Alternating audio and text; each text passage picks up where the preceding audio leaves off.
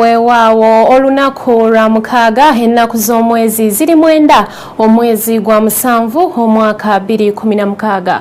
Mawulire mu Uganda wano ku Kingdom TV ku ssaawa 2 nga bulijjo ez'akawungeezi naye katsoke tulabe emitwe n'oluvannyuma nga basoosootorere mu bwesevu bwago.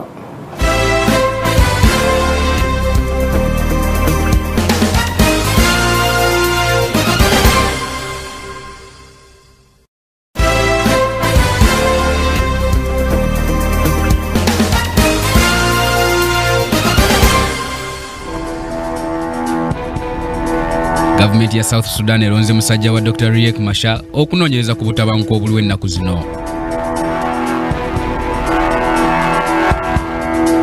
Abasuubuzi ba Uganda batandise okusattira olw'okulwanagana okuzeemu ejjuba.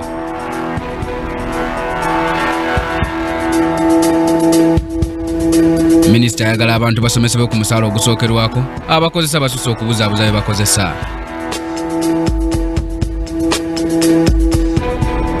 Songa Portugal erabudde Bufalansa wadde mwe bategesi tugenda kubafutiza.